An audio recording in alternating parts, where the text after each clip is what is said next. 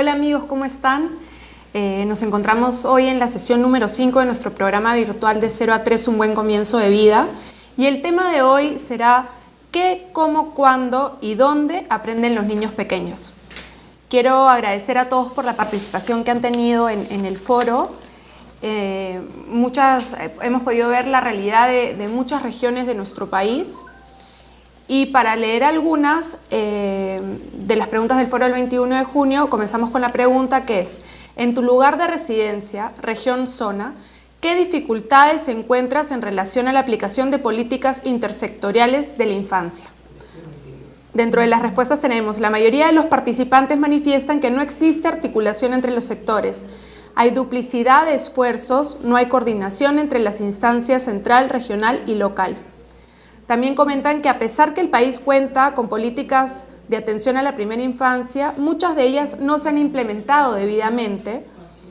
En algunas regiones, por ejemplo, el programa Caliwarma solo considera a niños a partir de los 3 años y los niños menores siguen siendo desatendidos cuando sabemos la importancia de atender a los niños de 0 a 3 años, todo el tema de estimulación, todo el tema de alimentación y no solo a los niños, sino a las madres gestantes, porque sabemos que el desarrollo empieza desde la gestación.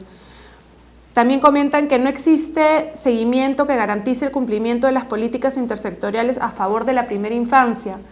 De hecho, el seguimiento no solamente tiene que ser por parte del gobierno. Nosotros hemos visto muchas experiencias donde la comunidad civil son los que se ponen a hacerle seguimiento, a ver que se estén cumpliendo las instituciones, que vayan a su hora a trabajar, que estén cumpliendo con los programas, y eso es muy importante, que la participación ciudadana sea una participación activa. También comentan que la falta de difusión sobre las políticas sociales centradas en la primera infancia en algunas regiones, el personal de salud no está debidamente informado sobre las políticas de infancia. Y también que algunos gobiernos locales no cuentan con la información actualizada sobre la situación de la primera infancia. Estos temas son, por ejemplo, el tema de la anemia, el tema de desnutrición o cómo se deben repartir las chispitas, en qué tipo de alimentos, si debe estar un poco más caliente, frío. Todo esto es importante que nuestras autoridades, madres de familia y cuidadores tengan información en esta etapa tan importante de 0 a 3. Felizmente no solo son dificultades lo que vienen a manifestar las personas que han participado en el foro, también hay iniciativas y experiencias alentadoras que deberían replicarse a nivel nacional. En regiones como Ucayali y Loreto se ha conformado el Sistema Regional de Atención Integral a la Infancia, que involucra a UNICEF, MINSA, Minedu, RENIEC, entre otros. En la región Huancavelica existe el Consejo Regional de la Infancia, habiéndose aprobado el Plan Regional de la Infancia, pero su implementación es desarticulada y no existe presupuesto. En el distrito de Mazán, provincia de Maynas, en Loreto, se ha constituido desde el 2012 un comité de gestión a favor de la primera infancia que coordina el municipio distrital y es considerado un espacio de articulación intersectorial. Todavía persisten algunas dificultades, como no contar con una implementación adecuada de infraestructura, poca participación de otras instituciones.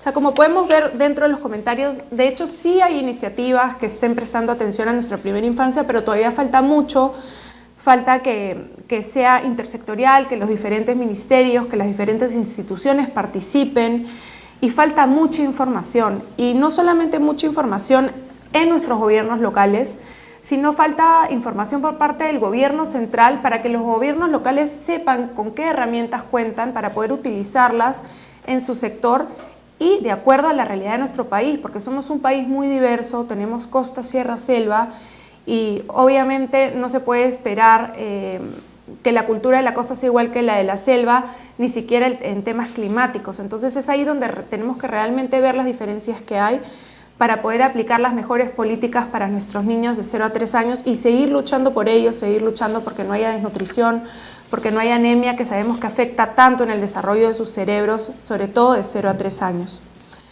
La pregunta que tenemos dentro del foro en esta oportunidad es: ¿cuáles te parecen las estrategias más importantes para facilitar el aprendizaje de los niños pequeños?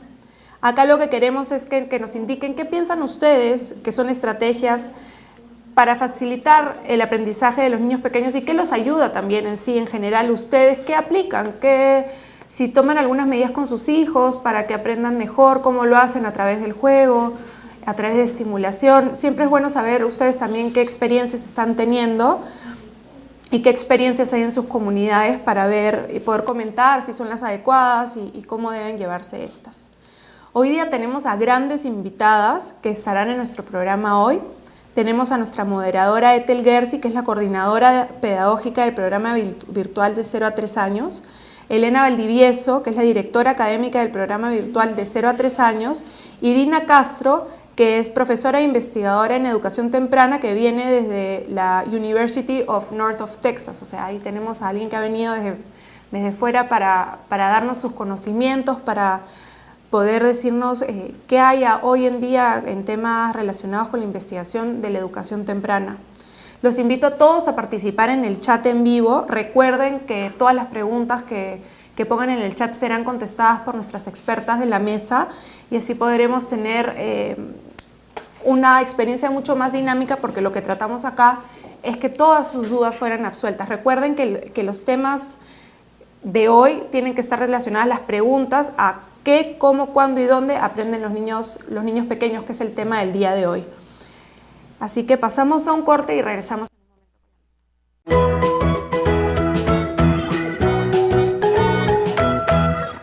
La atención a la primera infancia, especialmente en niños de 0 a 3 años, es fundamental.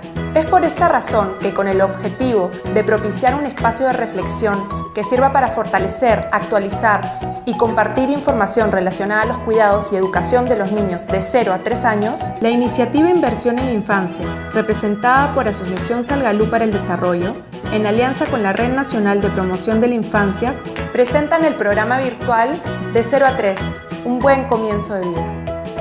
Todos los miércoles de 3 a 4 de la tarde durante 15 semanas podrás acceder a la programación e interactuar con los expositores y especialistas en el tema, a través de tus preguntas y comentarios en el chat en vivo y foro de debate. Sé parte de este programa virtual de inducción para la atención de la primera infancia. Inscríbete en la plataforma virtual www.salgalucapacitacion.com/de 0 a 3.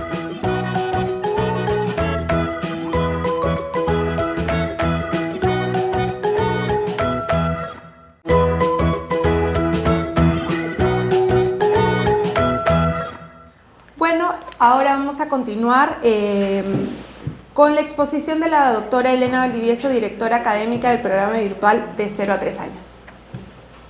Hola amigas, buenas tardes.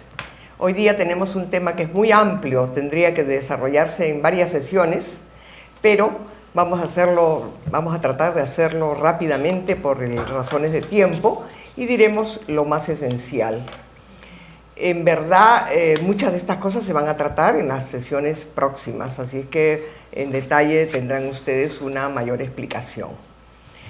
Quiero decir también que lamentablemente no he encontrado fotografías de niños peruanos.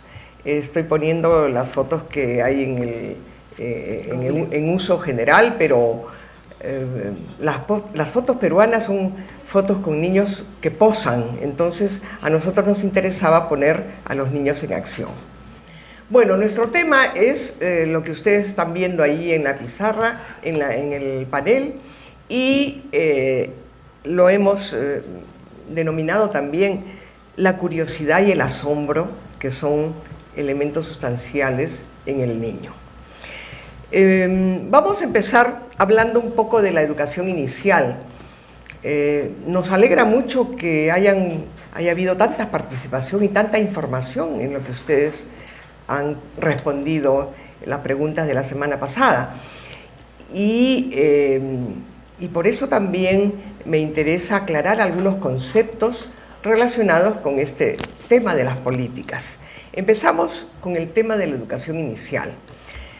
La Constitución vigente del Perú señala que la educación inicial, primaria y secundaria son obligatorias.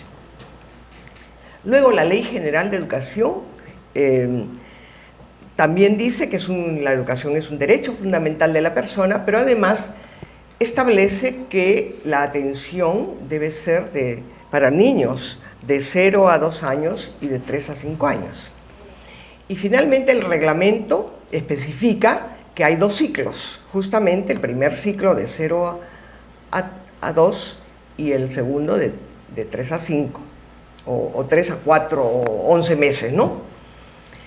Bien, entonces está muy claro que el primer ciclo existe, a pesar de que muchas personas se olvidan de él, y que lo tenemos en el Perú desde los años 70, no es una novedad.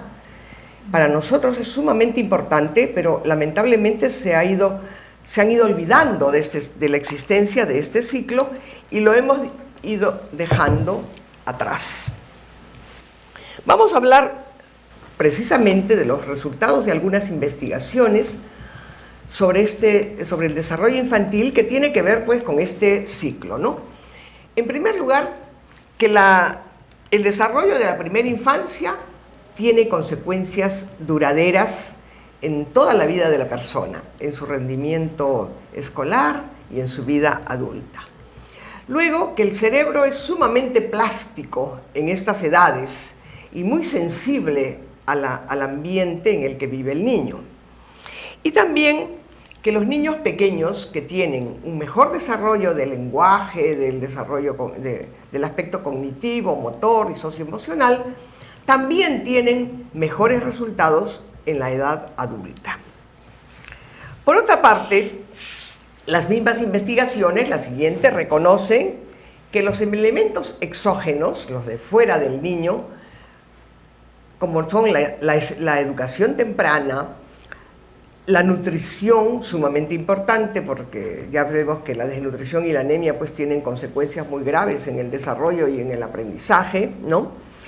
La calidad de la educación que el niño recibe a esta edad, ¿no? Y la calidad en el aula también, ¿no? De lo que el niño vive en el aula, así como la condición socioeconómica de las familias en las que viven los niños, tienen una enorme influencia en el desarrollo general, en el rendimiento, en primaria, en secundaria, en un estado de salud que es para toda la vida también, porque ahí se ponen las bases de una buena salud, y naturalmente en resultados en la vida laboral de las personas y en la vida personal. Tiene también influencia en un menor nivel de conducta delictiva. Esto lo han probado muchas investigaciones, que no vamos a mencionar ahora porque no tenemos tiempo, pero está muy claro que esos trabajos los resultados de esos trabajos son evidencia de la importancia de esta edad. Como hemos hablado del nivel socioeconómico de la familia y su influencia en la vida del niño, hablaremos de las consecuencias de la pobreza, porque nosotros tenemos un alto nivel de pobreza que está entre el 20-22% en el Perú. De tal manera que hay una gran cantidad de niños que están viviendo en esas condiciones, y que esas condiciones no solamente son falta de dinero, sino una nutrición poco adecuada, una educación también que no corresponde, que no tiene calidad, una vivienda, ¿no?, que no es muy segura o que no brinda las condiciones necesarias para los niños, en fin, es decir, se trata de una situación multicausal de que la pobreza que se refleja en el desarrollo y en la vida de los niños. Entonces tenemos así que esta situación de desnutrición influye enormemente en el desarrollo de los niños, y los niños en situación de pobreza tienen un desarrollo menor que los niños que tienen una buena situación.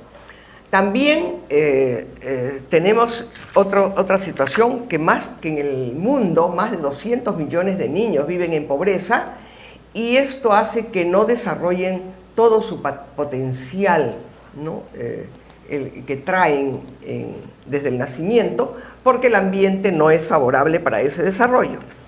Y que en Latinoamérica también, ¿no?, los niños pobres tienen un año o más de retraso frente a los niños que no son pobres. Entonces, esto nos hace ver lo grave de la situación y el desperdicio de potencialidades cuando los niños no tienen una buena atención integral en este primer ciclo de vida del que estamos hablando, que es el tema de este programa de inducción. Vamos a hacer, antes de entrar, la siguiente, algunas reflexiones acerca del aprendizaje infantil. El aprendizaje infantil, en un primer momento, cuando el niño recién nace, que está poco tiempo despierto, la mayor parte duerme, en fin, es un aprendizaje receptivo. Recibe los estímulos del exterior, lo observa, mira.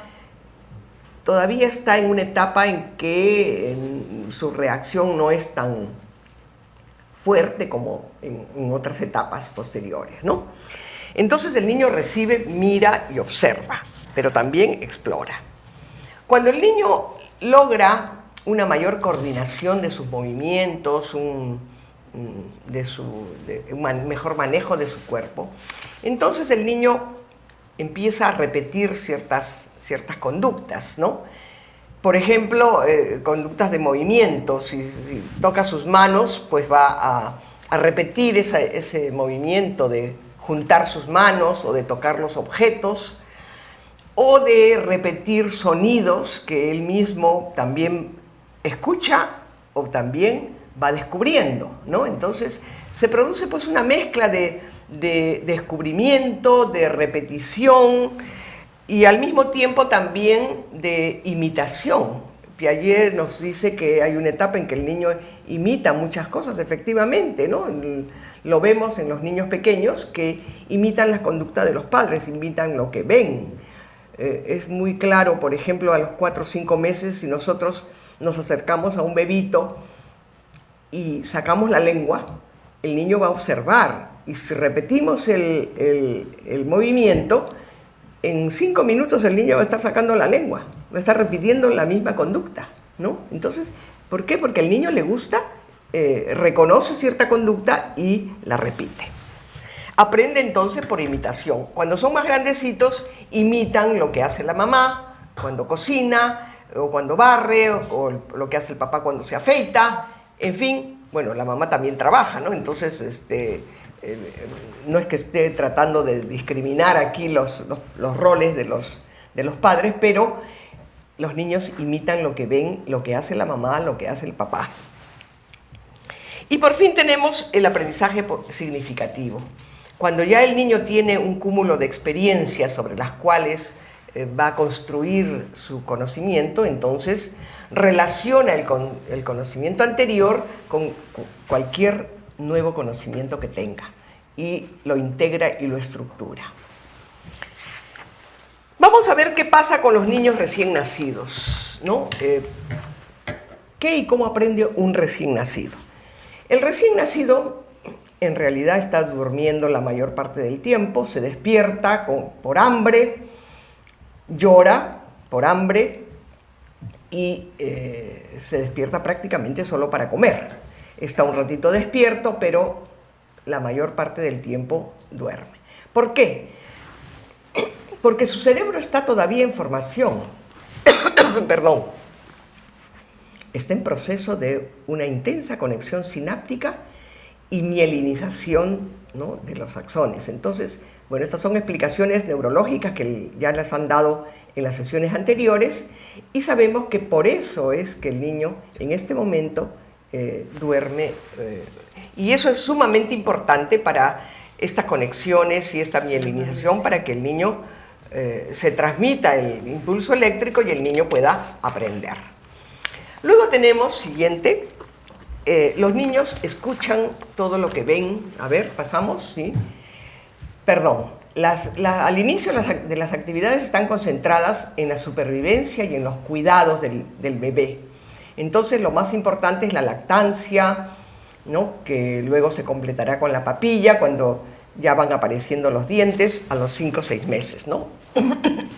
Nos vamos a un cortecito y regresamos con la exposición.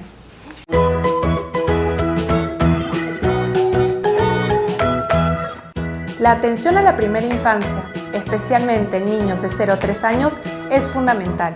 Es por esta razón que con el objetivo de propiciar un espacio de reflexión que sirva para fortalecer, actualizar y compartir información relacionada a los cuidados y educación de los niños de 0 a 3 años, la iniciativa Inversión en la Infancia, representada por Asociación Salgalú para el Desarrollo, en alianza con la Red Nacional de Promoción de la Infancia, presentan el programa virtual De 0 a 3, un buen comienzo de vida.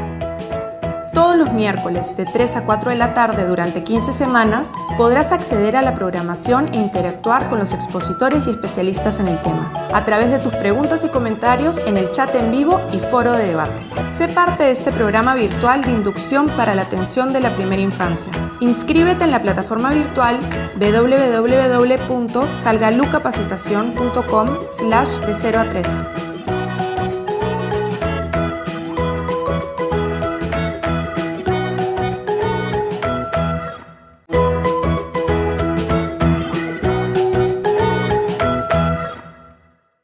Bueno, disculpen ustedes, tuve un ataque de tos, pero ya continuamos con las imágenes y allí vemos la lactancia materna, cómo la madre carga al bebé para lactarlo, y cuando se le da su biberón, también hay que cargarlo, hay que tenerlo en brazos. Miren cómo lo sostienen con mucha seguridad, ¿no? Bien abrigadito. Cuando ya está un poquito más grande ya se le puede dejar en su camita y se le da el biberón.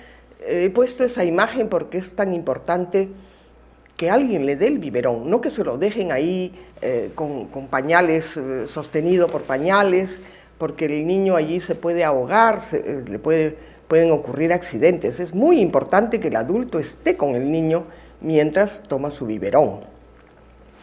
Y a propósito de eso también quería comentarles,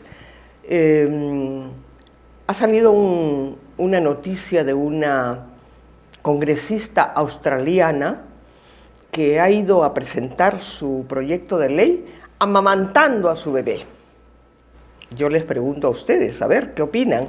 ¿Qué les parece si les parece conveniente que mientras estás amamantando a tu bebé vayas a una actuación pública, ¿no? Bueno, yo creo que ese momento es un momento de intimidad entre la madre y el niño. Ahí vemos en la primera imagen cómo el niño mira a la mamá, ¿no? Intensamente, está conectado con la mamá. Bueno, a partir de ahí, entonces empiezan las papillas, porque ya el niño tiene dientes y puede comer algunas cosas, bueno, blanditas, pero luego ya va masticando. Y esa imagen del niño que quiere comer con su mano y se ensucia todo, pero aprende al final a comer con su cuchara. Pasamos a la otra. También el tema de la higiene es sumamente importante en esta edad, el lavado de su carita. Al principio mejor se le da un baño de esponja porque tiene el cordón umbilical, pero rápidamente se puede ya puede dársele al niño el baño completo, pero cuidando sostener muy bien su cabeza, su cuerpo. Fíjense ustedes las imágenes, qué importante es todo eso. Y también el cambio de pañales, ¿no? Entonces, el cambio de pañales que generalmente lo hace la mamá, pero que también ahora los papás están asumiendo, algunos no de muy buen grado, pero en fin, están aprendiendo, ¿no? Hasta que finalmente ya el niño pueda controlar sus esfínteres. Seguimos con la siguiente. En estas situaciones los niños aprenden cómo es su cuerpo, empiezan a mover su cuerpo, a tener más libertad y coordinación, agarran sus pies, e incluso se chupan en cierto momento se chupan el dedo del pie o el pie, y aprenden los nombres de las partes del cuerpo, porque si es que el adulto está pendiente y al tocarlos, hacerles sus masajitos, les va diciendo: ahora te toco tu brazo, tu pierna, tu piecito, tu cabeza. El niño, por supuesto que a esa edad no entiende, pero va escuchando sonidos y va empezando a diferenciar, ¿no?, los nombres de las partes de su cuerpo. Pasamos a la siguiente. Y, también aprenden entonces el sabor de las comidas, ¿no? Aprenden a diferenciar los sabores. Ahí tenemos un niño que está comiendo con muchas ganas, el gordito. El segundo no tan interesado, o quizá no le gustó lo que comió. La tercera, ni fu ni fa, ahí está indiferente, y la cuarta con un gesto muy interesante. Los niños aprenden, pues, comiendo, aprenden cómo son los alimentos, y en esas actividades reconocen las caras de las personas y los nombres de los objetos, ¿no? Porque hay que mencionarles lo que se hace y con qué se hace. Ahora te vamos a bañar, ahora tenemos el jabón o el champú, ahora vamos a tomar tu leche, aquí está tu mamadera o tu biberón, en fin, las palabras comunes y corrientes que podemos utilizar con los niños, ¿no? Pasamos a otra. Los niños en todo momento están escuchando, están reconociendo los sonidos y ellos mismos emiten sonidos, los repiten los sonidos que ellos inventan, pero también algunos sonidos que los adultos les pueden emitir, y escuchan las voces y las palabras y van discriminando poco a poco. Ellos balbucean, aprenden algunas palabras nuevas y los nombres de los objetos. Pasamos a otra. A esta edad, entonces, los niños deben contar con el cariño de su familia, porque ellos son muy sensibles a ese cariño, captan cómo los atienden, la satisfacción de sus necesidades es muy importante para que el niño se sienta seguro, se sienta feliz, y es sumamente necesario e importante que a esta edad los niños reciban el afecto de quienes lo atienden, el papá, la mamá, los familiares o las personas que sustituyen a la madre, en fin, porque eso fomenta el vínculo afectivo tan importante que es la base para el sustento, para todo el desarrollo de la identidad, de la autoestima, de la seguridad afectiva para toda su vida. Pasamos a otra. Ahora veremos entonces qué y cómo aprenden los niños de 0 a 3 años. Tenemos en primer lugar que los niños aprenden observando, ya dijimos, ¿no? Explorando diversos materiales, ¿no? Que se encuentran a su alrededor. Los niños utilizan los ojos, las manos, pero también la boca. La boca es un instrumento de conocimiento, entonces todo lo que encuentra el niño cuando ya empieza a coordinar sus movimientos, se lo lleva a la boca. Por eso los objetos tienen que estar sumamente limpios, hay que lavarlos, si se trata de sonajeros, muñequitos que tengan, lavarlos con frecuencia, porque el niño se lleva todo a la boca. Y luego también aprende con los movimientos de su cuerpo, ¿no? Ahí tenemos a los niños con sus manos y con su cuerpo aprenden muchas cosas. Los niños aprenden también jugando. Allá arriba tenemos el juego típico de el esconderse, ¿no? ¿Dónde estás? A ver, ¿dónde estás? Se esconde uno y luego aparece. El niño aprende a hacer esos movimientos, ¿no? Y es de aparecer y aparecer, de taparse y aparecer. Luego tenemos otros juegos que los ven allí, cuando utiliza juguetes o cuando utiliza bloques, está apreciando el tamaño, el peso, por dónde entran, por dónde, ¿no? O explorando cajas con las cuales juega, se esconde, explorando ya una niña más grande aquí abajo, que ya tiene una construcción hecha porque ya sabe manejar ese tipo de materiales, o jugando con títeres o haciendo pompas de jabón. Pasamos a la siguiente.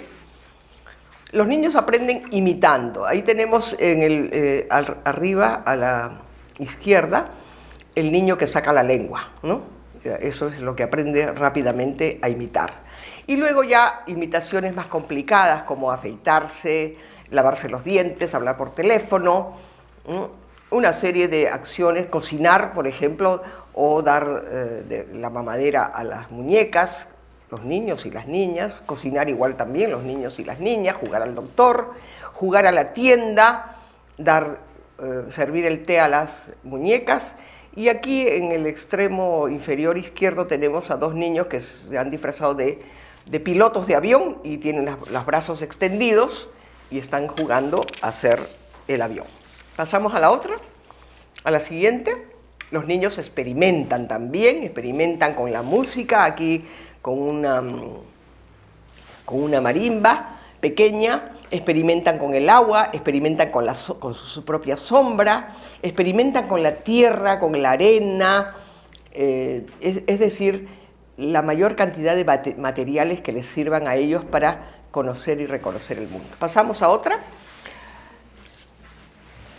El niño desarrolla a través de todas estas actividades diversas competencias. En primer lugar tenemos la competencia motora, que es una competencia que tiene una secuencia natural en todos los niños. Parece que es una secuencia casi universal, porque depende muchísimo de la maduración muscular, de la maduración neurológica. Entonces, el niño primero se incorpora su cuerpo, incorpora el torso, lo que le permite una mayor visión, alcanzar objetos. Acompañado esto a la coordinación de la mano, puede tener más al alcance los objetos de su alrededor. Luego se incorpora ya con el cuerpo, sobre las rodillas primero y ya sobre los pies, y se para, empieza a caminar. Y cuando el niño ya camina con más seguridad, también incluso puede subir escaleras, ¿no? De esa manera, o bajar sentado. Naturalmente que hay que cuidarlo para que no se vaya a caer, porque en esos primeros momentos debe estar acompañado. Ya luego se para, y ya la última figura la tenemos con un niño que domina tanto su caminar que pasa entre ciertos troncos que están en el suelo. Las competencias cognitivas, ¿no?, también se van desarrollando poco a poco, al unísono que las competencias motoras, porque la competencia motora le da al niño la posibilidad de moverse y por lo tanto conocer el espacio, los objetos, ¿no?, y manipularlos y alcanzar mayor cantidad. Ahí vemos al niño que mira la sonaja y luego la va a examinar, igualmente con los cubos, con otros materiales que pueda tener a su alcance. Cuando el niño es muy pequeñito, los observa simplemente, no va a distinguir lo que son redondos, cuadrados, pero poco a poco irá reconociéndolos y construyendo mejor en el momento de jugar, ¿no? Pasamos a otra. Empieza a conocer el mundo natural, y en el mundo natural tenemos pues los animales. Ahí hay un niño que se encuentra con un perro bien grande, ¿no?, y está muy intrigado. Otro niño que está observando cómo la ovejita, la cabrita, amamanta a su cría, ¿no?, está muy interesado en mirar cómo sucede eso. El otro niño está con un gatito. Eso sí es un poquito peligroso, porque los gatitos no son, a veces se asustan y arañan. Entonces hay que cuidar mucho cuando el trato de los gatitos. En cambio, los perros, hay perros específicos para niños, y ese niño, por ejemplo, le está conversando al perro. El perro está muy atento, escuchando lo que el niño le dice. También tenemos al otro niño mirando figuras de animales, también las conocen a través de ese mundo natural, lo conoce a través de las imágenes. La niñita andina con una vicuñita, creo, porque ¿no?, las llamas no son tan bonitas, creo que es una vicuña, una alpaca, no sé. Aquí al costado también, si tenemos un niño parado. Y el otro niño tirado sobre el perro, que le encanta porque es suave, blando, hasta se puede dormir encima de él. Esto es sumamente importante para que los niños aprendan a cuidar a los animales, logren un cariño a la naturaleza y a los animales en especial, ¿no? La siguiente tenemos los niños con las plantas. Aquí encontramos niños observando en ciertos momentos, en ciertas edades, los más pequeñitos, los más grandes, cómo miran con atención cómo son las plantas, incluso pueden mirarlas con lupa, o perciben el olor de las flores, ¿no? Pasamos a la siguiente, y tenemos en la siguiente las competencias comunicativas, ¿no? Como a través del contacto con el papá y la mamá, que hablan con ellos, conversan con ellos, ¿no? Les dicen nuevas palabras, los niños van aprendiendo. Aprenden a escuchar también, ¿no? Y se expresan en distintos lenguajes, el lenguaje de la música, y los niños están bailando, ¿no? O el lenguaje gráfico-plástico. Pasamos a la siguiente, donde vemos las competencias sociales, ¿no? Cómo los niños van a aprender a través del contacto con los adultos, con los niños, a relacionarse con otras personas, aprenden a integrarse con sus pares, a convivir, a compartir, aprenden a respetar al prójimo, ¿no? Y más tarde a reconocer y asumir normas de convivencia. Eso es sumamente importante porque vivimos en una sociedad y esas son las bases de la ciudadanía. Aprender a convivir con otras personas y sujetarse a las normas de la sociedad. Eso es esencial para este tema. Aprenden a comprometerse, aprenden a tomar decisiones, a trabajar en equipo. Pasamos a otra. Entonces vemos, ¿no? Cómo empiezan los niños a desarrollar, ¿no? En todas estas actividades. Cuando el niño siente el afecto de las personas, desarrolla sentimientos positivos, indudablemente.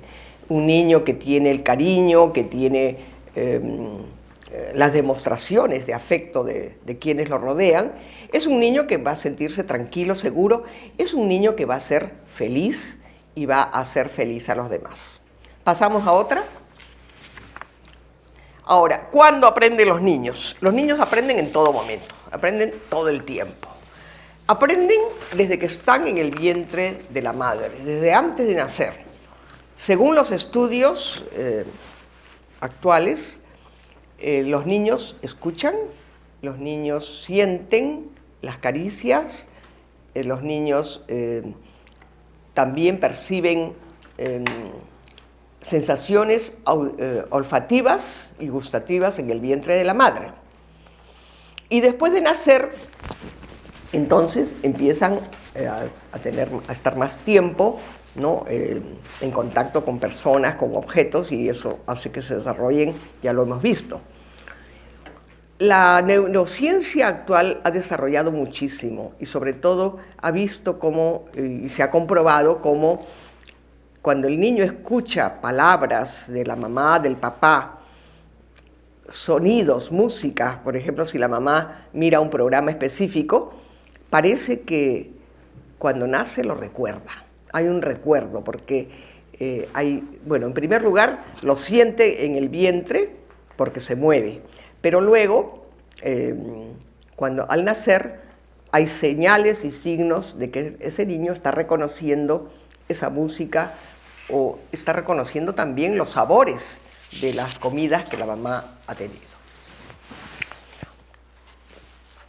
¿Dónde aprenden los niños? Los niños aprenden también en todas partes. Aprenden en su cuna, en los lugares donde los cambian, en toda la casa. Como son tan curiosos, a veces van a buscar la basura, hay que tener cuidado, a veces van al water a lavarse las manos también, porque es parte de su curiosidad.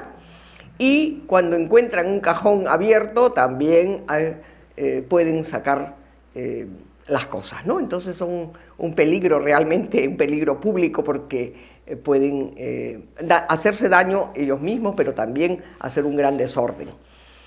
Los niños aprenden con sus padres, los niños aprenden cuando los llevan de paseo. Aquí tenemos la costumbre de llevar a los niños a la espalda. El niño va mirando, ¿no? Está muy bien esa situación porque el niño mira todos los lugares por los que su mamá va. Se les lleva a la playa, se les lleva al zoológico, y cuantos más lugares pueda ver el niño, ¿no? A cierta edad es mejor para él, aprende mucho más. Pasamos a otra. Acá tenemos cuando los niños van al servicio de cuidado diurno o a las salas de educación temprana o a las ludotecas. Los niños aprenden muchísimo en esos lugares donde tienen módulos, donde tienen espacios y mucho material para experimentar y para aprender, ¿no? a la hora de comer o a la hora que van al jardín. En fin, en todo momento están aprendiendo los niños. ¿Seguimos? ¿La próxima? Lo importante, y para finalizar, es que hay que reconocer que el niño es una persona en construcción. Tiene muchas potencialidades y es un agente de su propio aprendizaje, ¿no? Pero al mismo tiempo, el niño es muy vulnerable, ¿no?, ante una serie de riesgos: la desnutrición, la anemia, las enfermedades infantiles, la deshidratación. Por una diarrea el niño se deshidrata en 2 días, ¿no?, y se muere. Entonces, hablamos mucho de que los niños son muy potentes, muy fuertes. Hay que tener cuidado, ¿no? Tiene muchas potencialidades, pero también es vulnerable y hay que cuidarlo mucho desde que nace. Luego también por eso es que requiere la ayuda de los adultos, sin los cuales el niño no podría sobrevivir. También debemos reconocer que cada niño es único y diferente, tiene características propias que hay que respetar y que pertenece a un grupo cultural, ¿no?, y que también tiene características de la cultura en la que crece, empezando por el lenguaje, ¿no?, y se desarrolla de acuerdo a esos patrones culturales que a veces son diferentes a los que tenemos aquí. Y finalmente, y algo sumamente importante que hay que reconocer, que el niño es un sujeto de derechos y estos derechos debemos cumplirlos. No solamente los padres de familia, sino el Estado, que tiene la obligación de proveer servicios para aquellos niños, especialmente de menores recursos, cuyos padres no pueden pagar, ¿no?, el costo tan alto que a veces tienen, pero que necesitan porque las madres o los padres tienen que trabajar. Bueno, con esto terminamos y muchas gracias. Hola amigos, ahora pasamos un corte y regresamos con los comentarios.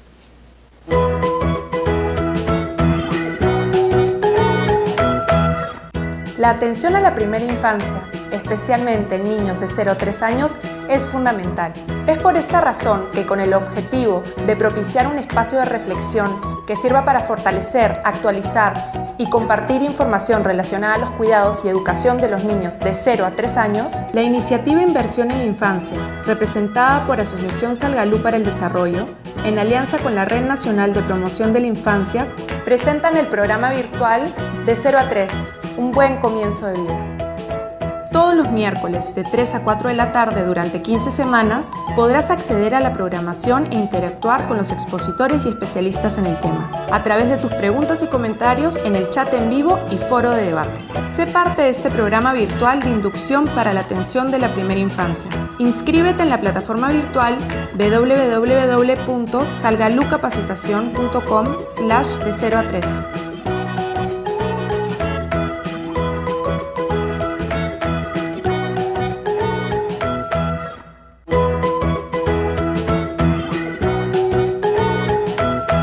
Bueno amigos, ahora vamos a pasar con Dina Castro, que es profesora e investigadora en educación temprana de la University of North Texas, para que nos dé sus comentarios con respecto a la exposición de la doctora Elena, y de ahí leeremos sus chats para poder comentarlos con la mesa. Pasamos con Dina. Muy buenas tardes a todos, muy buenas, ¿cómo están? Bueno, en primer lugar, muchas gracias, estoy muy contenta de poder compartir estos minutos con ustedes.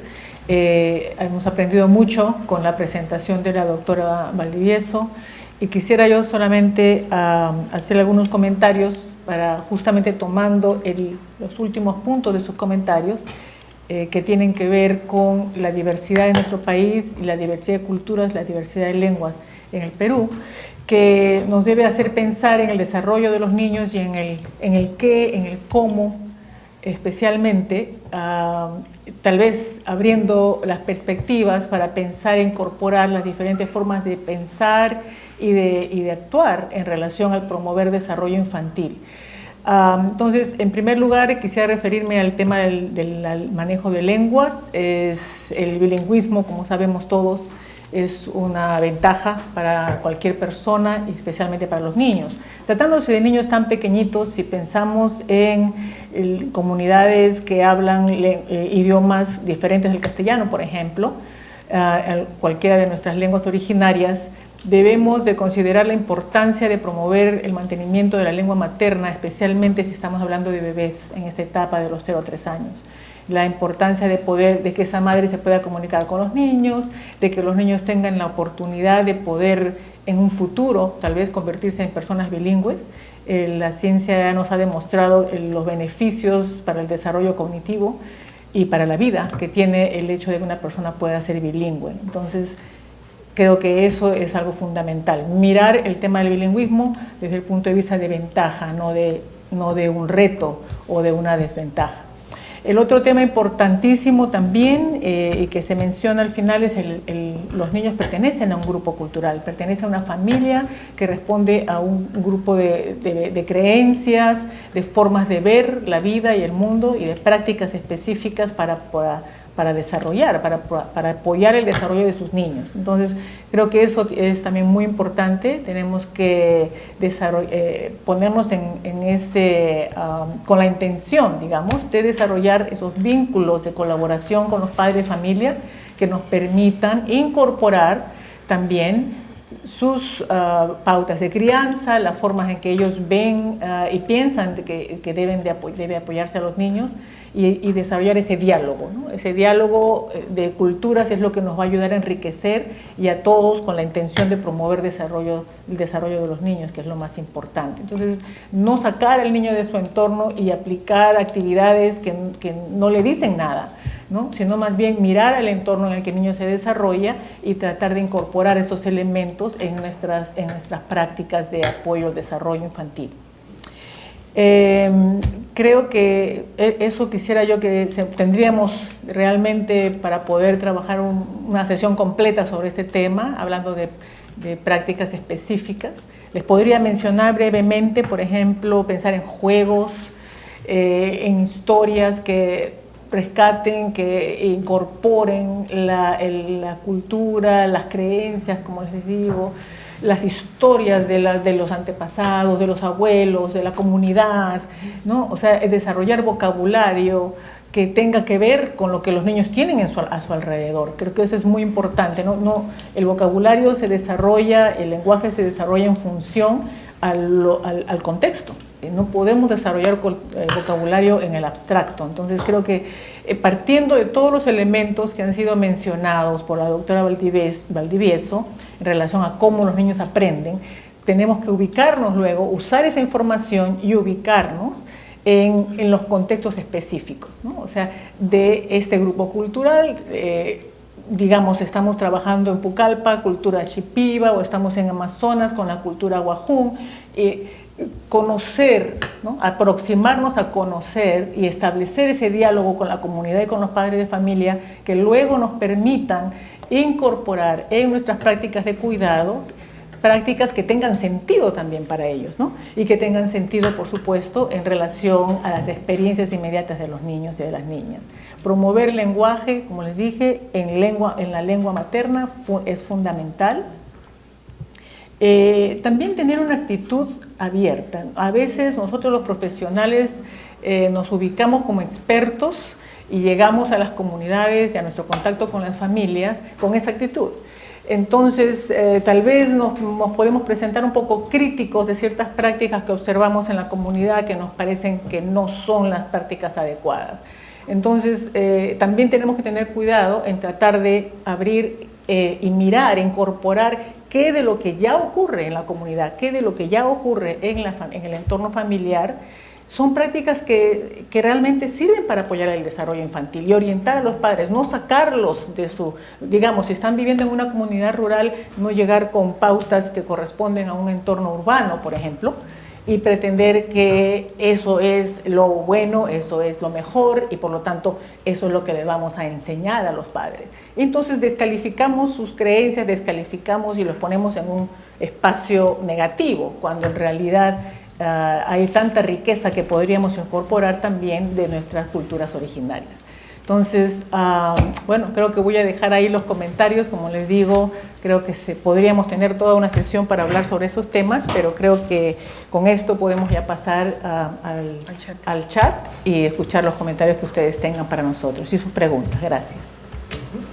Bueno, lo que menciona Adine es súper interesante, eso de promover mucho lo que viene a ser el dialecto de la madre, el dialecto que hablan inicialmente y se va mucho de la mano con lo que dijo la doctora Elena, que es muy importante ir contándole a nuestros niños qué estamos haciendo. Por ejemplo, yo ahorita estoy embarazada y yo me meto a bañar y yo desde la barriga le estoy diciendo, nos estamos bañando, estamos escuchando música, mira qué rico estás comiendo yuco, mira qué rico estás comiendo esto y van aprendiendo. Y cuando nacen uno piensa que son chiquititos y que no, pero mira, te voy a dar tu biberón, te voy a bañar. Aunque ellos no hablen, todo esto ayuda a enriquecer mucho las palabras que ellos van a utilizar más adelante y entender qué está pasando y al mismo tiempo darles tranquilidad, porque a los niños les gusta mucho lo que es una rutina establecida y poder seguirla. Entonces, si uno le explica qué va a pasar en el día y conforme va pasando, qué está pasando, también se le da seguridad al niño. Entonces, ahora pasaremos a leer algunos de los chats que ustedes nos han puesto, que tenemos muchísimos. Por ejemplo, tenemos a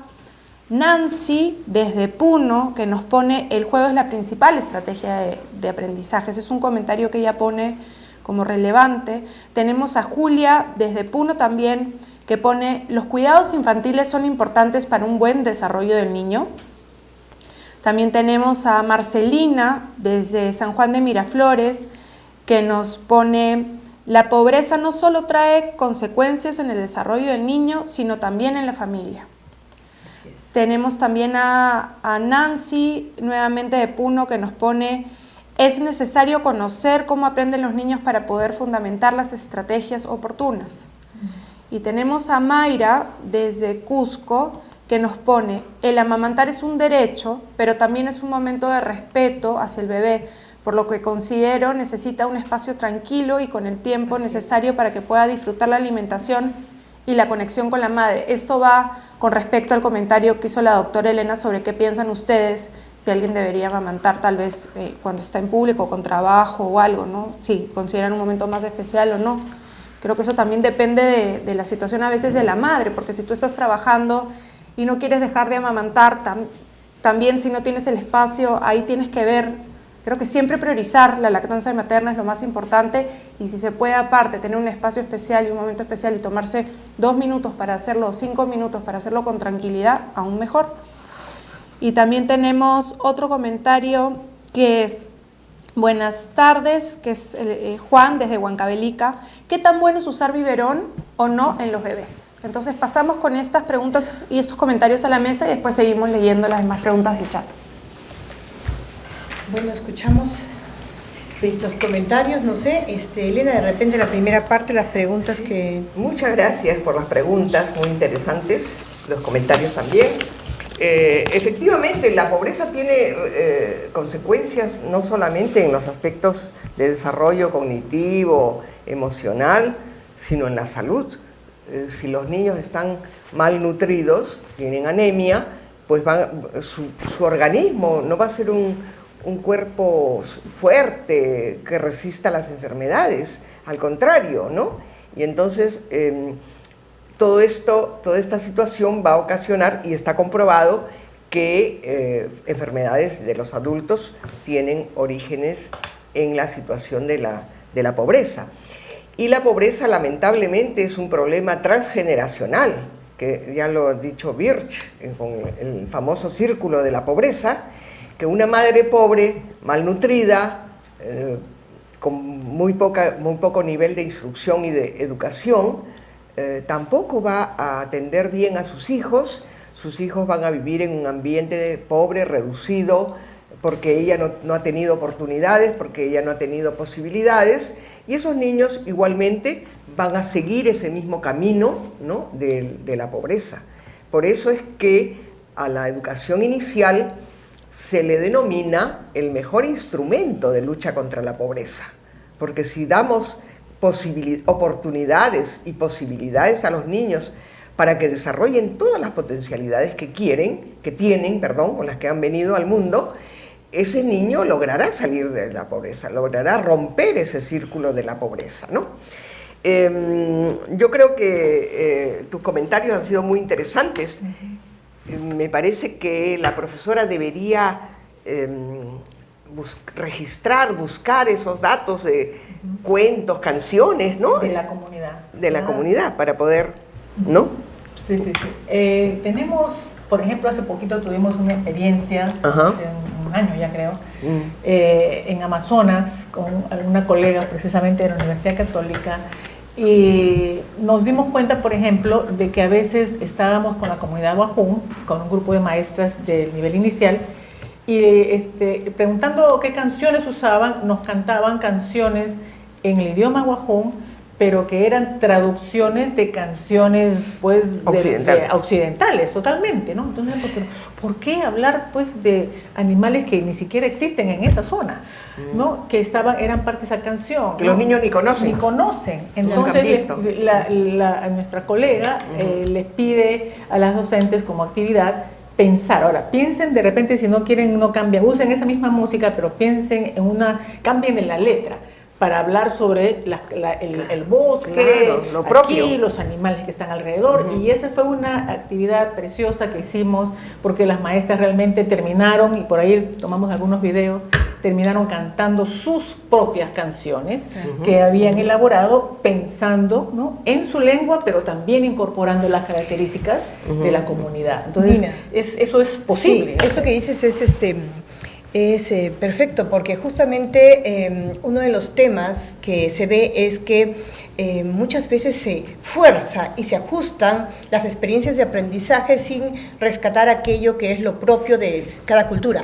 Allí yo quería comentarte, ¿no?, lo importante que creo que puede ser hacer talleres con los propios padres, porque el padre con hijos pequeños tiene mucha creatividad que a veces él mismo no la valoriza, ¿no? Y mi experiencia de trabajo en zonas de Sierra y Selva, yo lo que veía era eso, ¿no? Que los talleres con padres de familia, ellos más fácilmente inventan sus propias canciones, y que el docente más bien es el que cambia y trae contenidos y canciones que no son propias de la comunidad, porque tenemos mucho docente que no son personas del mismo lugar, ¿no? Entonces, claro, tu comentario me parece importantísimo. Quizá habría que enseñar a las profesoras cómo recoger, ¿no? Que sea parte de su quehacer. Claro, que sea parte de su quehacer. Así es.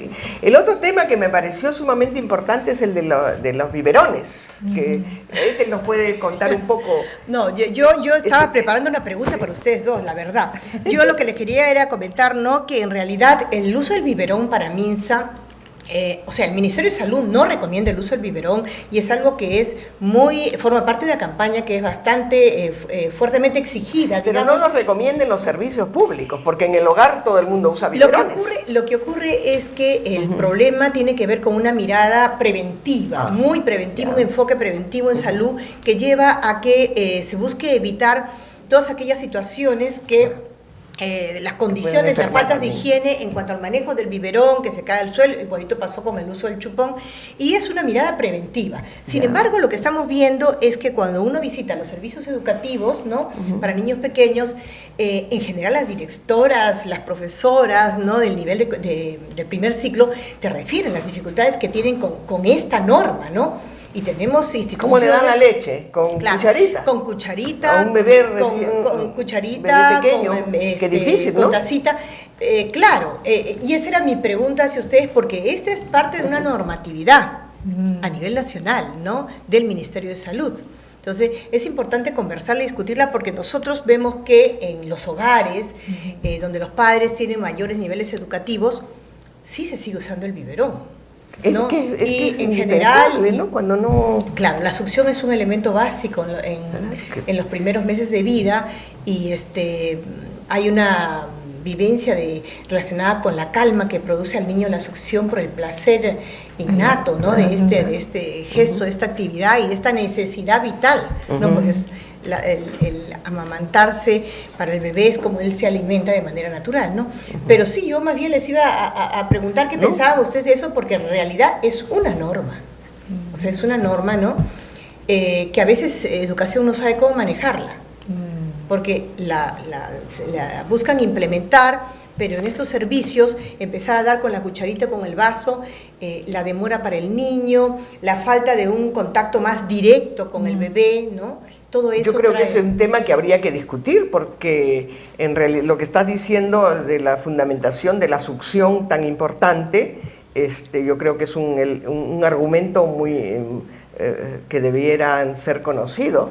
Y además, el tema es buscar la manera de que la higiene de los biberones sea de un cuidado muy grande, ¿no? En cualquier institución. Nina, vi tu cara de asombro, como que esto no forma parte allá en Estados Unidos de ningún tipo de política, vamos a decir, reglamentación. Lo que me trae esto a la mente, estoy tratando de pensar en la motivación de esta medida, y me parece que tal vez la motivación es precisamente promover la lactancia materna, ¿no es cierto?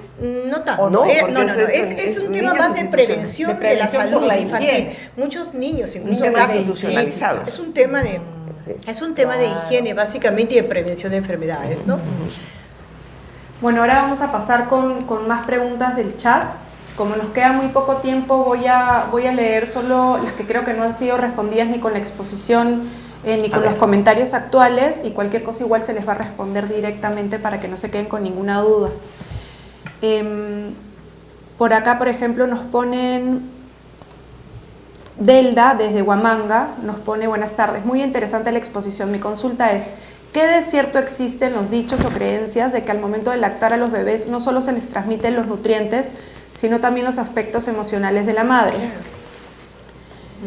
Otra pregunta que tenemos acá, que de hecho le hicieron en el chat anterior y por eso la quería leer de todas maneras hoy día, que la han vuelto a hacer desde Cusco. Mayra nos pone: ¿cuán importante es el gateo en los niños y niñas? ¿Qué pasa si no llegan a hacerlo? También nos preguntan, por ejemplo, Elisa, desde Trujillo, nos pregunta: ¿qué tan bueno es en la educación del niño el dicho, los hombres no lloran y los niños no juegan con muñecas? ¿O cómo podemos manejarlo? Es género. Después tenemos otra pregunta desde Cusco, de Mayra: ¿es importante la socialización de los niños y niñas con sus pares? ¿Qué pasa si se relaciona más con adultos? ¿Qué? Sí, pares son sus compañeros de edad. Con sus pares. Acá hay otra pregunta que nos pone Hermelinda, desde Cusco también: los niños aprenden más cuando ellos observan y palpan las cosas, y esto está relacionado con la neurociencia. Nos pregunta también Marleni, desde Puno: tengo un niño que es demasiado tímido cuando ve a personas extrañas, ¿qué puedo hacer al respecto? Después Julia nos pregunta desde Puno: ¿qué beneficios tiene el niño de 0 a 2 años al ser insertado a un servicio educativo? ¿Es importante? Ahí están más o menos las preguntas que tenemos. Pasamos a la mesa para que puedan responder las mismas y comentar, y también pasamos ya con los comentarios finales, si es que quieren decir algo para cerrar, y pasamos a la despedida. Las dejo a ustedes. Bueno, de los aspectos emocionales, indudablemente que la madre transmite de alguna manera, porque yo no sé si hay investigaciones sobre eso. Cuéntanos. No, en realidad ya eso es un tema totalmente demostrado. O sea, el valor del momento de la alimentación, y no solo de la lactancia materna, o sea, no solo el momento del amamantamiento, sino todo el momento de la alimentación se constituye en un momento especial en la relación niño, adulto, niño, madre, padre o adulto cuidador.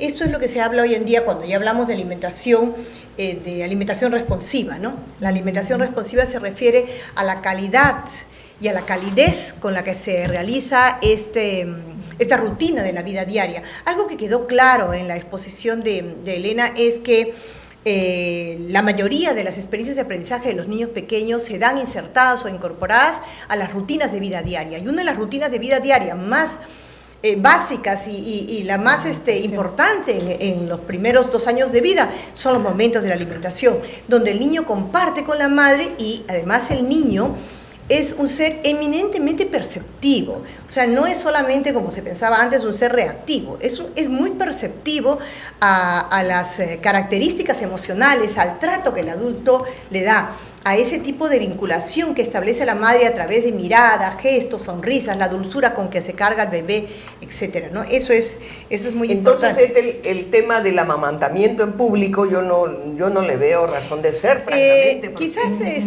Creo que Además, quizás... aparte de lucirse un poco, o, fíjate que el artículo sale con este nombre, la teta y el parlamento. ¿No? Bueno, yo creo que muchas veces cuando uno quiere posicionar algún derecho, se busca utilizar alguna estrategia de llamada de atención. Sí, porque llamar la atención, claro, pero ¿no? Miremoslo desde el lado positivo, miremoslo como una parlamentaria que lo que está buscando es hablar del derecho de la madre y del niño. No, ella estaba presentando un proyecto que no tenía que ver con eso. Ah, ya. No. Bueno, pero quizás de alguna manera lo que estaba hablando era del derecho del niño. Pero el niño tiene derecho a la intimidad con su mamá. Claro. Ahí yo creo que el tema está en donde nosotros debemos poner en una balanza en equilibrio entre lo que sería el derecho a la intimidad del niño, de vivir una experiencia, de tener una vivencia realmente placentera y satisfactoria, donde la madre esté conectada con él, mirándola, acariciándolo, conversándolo, susurrándolo, a una experiencia en la que ella está mirando hacia afuera. Es como cuando tú en las instituciones para niños de manera masiva, y gracias a Dios esta práctica se ha ido erradicando porque sí existió y realmente era terriblemente penosa, de amarrar a los niños el biberón en la boca para que el niño pudiera succionar. Entonces, eso también existió, no es una fantasía, ¿no? Sí. Bueno, yo quisiera responder a la pregunta de que si los cuidados son importantes. Bueno, más no podemos decir sobre esto porque todos los cuidados de estos momentos son sumamente necesarios para la salud del niño y para la salud emocional también, del niño y de la madre, ¿no? Y alguien preguntó si a los 2 años se les puede llevar a los niños. Bueno, mira, cuando la mamá trabaja tiene que llevarlos. ¿Dónde los va a dejar? Los va a dejar encerrados para que se quemen, se accidenten, se mueran. Tiene que dejarlos en algún lugar seguro y donde reciban atención, ¿no te parece? Claro que sí, así es. Pero velando porque averiguando la calidad, ¿no? La calidad, así es. Que sea un lugar adecuado donde el niño va a tener buen cuidado también. Ahora, si la mamá no trabaja y la mamá no necesita, pues que el mejor lugar es su casa y su mamá. ¿No es cierto? Claro que sí. Sigue, Dina, sigue. En cuanto a que los niños no lloran y eso que a veces se dice, sí. Bueno, a ver, ¿tú quieres decir Quería algo? hacer un comentario al respecto. Digamos, me parece que ya estamos en una etapa del conocimiento sobre la educación temprana y el desarrollo de los niños, donde ya tenemos que movernos y alejarnos de estas prácticas y de estas creencias. Los niños y las niñas tienen derecho a expresar sus emociones. A mí me parece muy cruel, sinceramente, el hecho de poder criar a un niño diciéndole que porque es varón no puede llorar. Y creo que es realmente una crueldad, ¿no? O sea que tenemos que distanciarnos de eso, pensar, como digo, que tanto niños como niñas tienen derecho a expresar sus emociones. Eso es algo fundamental. Y por otro lado, que también los mensajes que se le da son erróneos, ¿no? Porque entonces se supone que los niños varones son entonces emocionalmente más fuertes que las niñas, ¿no? Deben ser más agresivos, o sea, todos estos mensajes que promueven machismo desde la cuna tienen que irse erradicando, ¿no? Poco a poco, y creo que estamos ya avanzando en ese sentido. Quería hacer un comentario también sobre la socialización con otros niños, que también fue otra de las preguntas. Sí, así es. ¿No? Creo que es importantísimo. Yo soy madre de un niño que creció como hijo único y una de mis principales preocupaciones era que pueda jugar con otros niños, ¿no? Los niños que crecen entre adultos desarrollan ciertos tipos de habilidades que son muy positivas, pero también necesitan poder desarrollar habilidades de relacionarse con sus pares. Entonces, sí, es sumamente importante también ese aspecto, ¿no? Muy bien, muchas gracias. Bueno, el tiempo, como nos está pasando en todas las sesiones, nos quedó cortísimos. Agradecerles a nuestras dos invitadas y confirmarles que vamos a responder algunas de las preguntas que nos hicieron llegar, como la amiga que preguntó respecto a la timidez de los niños y otras que quedaron allí en el tapete, pero la verdad es que el tiempo nos está quedando corto y lo que nos queda claro es que existe una necesidad y una demanda muy, muy intensa de información con respecto a lo que es la atención de calidad de los niños de 0 a 3 años. Les doy el pase a Andrea para la despedida final. Bueno, creo que esta sesión ha sido súper interesante, hemos tenido un montón de información que nos sirve a todos, desde madres, educadoras, personas que se encargan de cuidar a los niños, así que hay que utilizarla. Y nos quedamos con la pregunta que tenemos el día de hoy, que es ¿cuáles te parecen las estrategias más importantes para facilitar el aprendizaje de los niños pequeños? Recuerden que esta pregunta o esta pregunta del foro la pueden ir respondiendo durante la semana. Y también cabe mencionar que la próxima semana la sesión será el miércoles de 3 a 4 como siempre, y el tema es el cuidado de la salud, la higiene, la atención alimentaria y nutricional de los niños pequeños. Queremos agradecer a las personas que logran que este programa virtual se dé todos los miércoles, que son Inversión en la Infancia y la Red Nacional de Promoción de la Infancia, con apoyo de la Universidad Continental y la Fundación Bernard Dallier. Y nos vemos hasta el siguiente miércoles. Cuídense.